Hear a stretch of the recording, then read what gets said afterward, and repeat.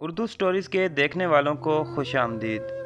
دوستو، اگر آپ چینل پر نئے ہیں تو برائے کرم چینل کو سبسکرائب کر لیجئے تاکہ ہر نئی آنے والی ویڈیو کا نوٹیفیکیشن آپ تک پہنچ سکے۔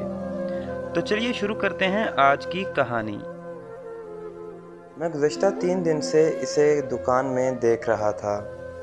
14-15 سال عمر، چہرے پر معصومیت، میلے کپڑے، پہلی نظر میں ہی پتہ چل جاتا تھا کہ وہ کسی ورکشاپ پر کام کرتا ہے۔ کتابوں کی اس دکان کی ذمہ داری مجھے اچانک ہی سونپ دی گئی۔ یہ فراغت کے دن تھے اور میں BA کے امتحانات کے بعد تقریباً کاہلی کی زندگی گزار رہا تھا۔ کھانا پینا، سونا اور کرکٹ کھیلنا، بس یہ 3 کام ہی تھے جو مجھے دن بھر کرنا ہوتے تھے۔ ایک دن ابا جی کے ایک دوست گھر آئے۔ وہ ان دنوں میں کوئی نیا کاروبار شروع کرنے کے لیے بھاگ دوڑ کر رہے تھے۔ گو کے کیولری گراؤنڈ میں پہلے ہی ان کی ریڈی میڈ ملبوسات اور جوتوں کی 3-4 دکانیں تھیں، لیکن اس بار وہ کچھ نیا کرنا چاہ رہے تھے۔ باہمی صلاح و مشورے سے بالآخر یہ طے پایا کہ والٹن روڈ کے ڈیفنس چوک پر کتابوں کی ایک بڑی دکان کھولی جائے۔ بک ڈپو کھولے جانے کے حتمی فیصلے کے بعد کے مراحل بہت تیزی سے طے ہوئے۔ نئے کاروبار کے لیے انہیں کسی قابل اعتماد آدمی کی ضرورت تھی۔ اس کے لیے انہوں نے مجھ سے میری خدمات طلب کیں۔ میں نے تھوڑی سی رد و قد کے بعد معقول تنخواہ پر ان کی یہ پیشکش قبول کر لی۔ کتابیں، اسٹیشنری، رسائل اور کاؤنٹرز وغیرہ میری منتخب کی گئی جگہوں پر ترتیب سے لگائے دیے گئے۔ سیل کے لیے میں نے 3-4 لڑکے اپنی مدد کے لیے مناسب تنخواہ پر ملازم رکھ چھوڑے تھے۔ میرا کام کیش کاؤنٹر پر تھا۔ بل وصولنے کے بعد کتابیں شاپنگ بیگ میں ڈال کر گاہک کے ہاتھ میں پکڑا دینا۔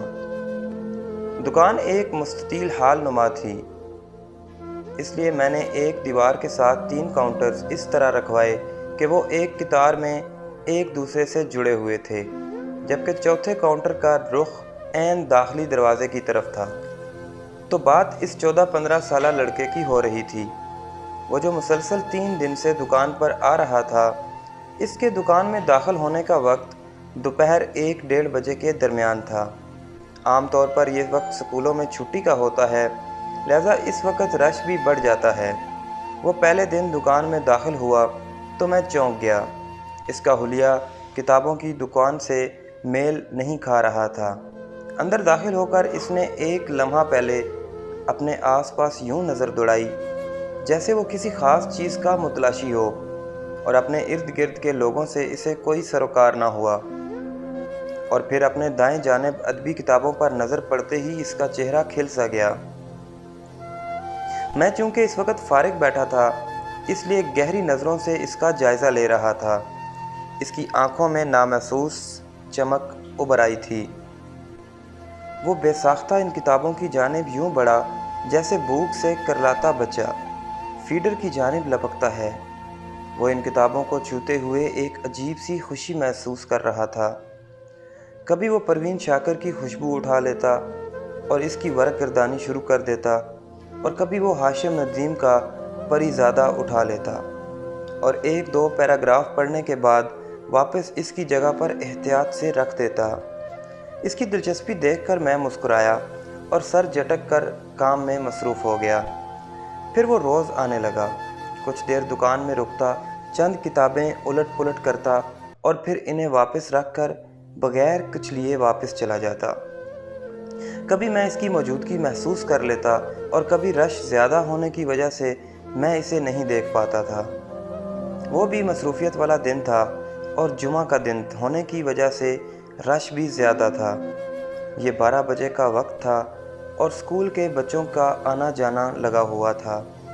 ہر کوئی اپنے کام میں بری طرح مصروف تھا جب ایک طرف سے چور چور کا غلغلہ اٹھا۔ میری دکان پر کام کرنے والا سیلز مین مجید تھا، جو اندھا دھند بھاگتے ہوئے ادبی کتابوں والے حصے کی جانب جا رہا تھا۔ وہاں وہ لڑکا دم بخود کھڑا اپنے آس پاس حیرت سے دیکھ رہا تھا۔ اس کے ہاتھ میں امجد اسلام امجد کی ساحلوں کی ہوا تھی۔ مجید اسے پکڑ کر میرے کاؤنٹر کے قریب لے آیا۔ طاہر بھائی، मैं बड़े दिनों से इसे देख रहा हूँ।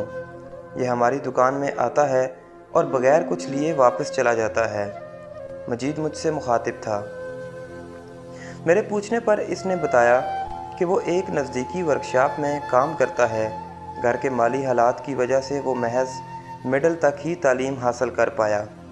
ताहम वो पढ़ने के शौक़ को अपने अंदर से अभी तक मार नहीं पाया। अदब से इसे ख़ास लगाव है और शायरी और नावल बड़े शौक़ से पढ़ता है। अपने जेब खर्च से वो पुराने रसाइल ख़रीद कर कहानियाँ पढ़ने का शौक़ पूरा कर लेता है। अलबत्ता नई किताबें ख़रीद कर पढ़ना इसकी इस्तिताअत से बाहर है। यहाँ से गुज़रते हुए वो दुकान में कुछ देर के लिए रुक जाता है और इन किताबों की वरक़ गर्दानी करके अपने दिल को खुश कर लेता है। मैंने इसका चेहरा थपथपाया, जैसे इसकी अज़ियत कम करने की गैर इरादी सी कोशिश की, और 4-5 किताबें पैक करके इसे तोहफ़तन दे दीं। किताबें हासिल करके इसके चेहरे पर खूबसूरत और मासूम सी मुस्कुराहट देखकर मुझे लगा जैसे मेरे मुलाज़िम की तरफ से इसे मिलने वाली तकलीफ़ का किसी हद तक अज़ाला हो गया है।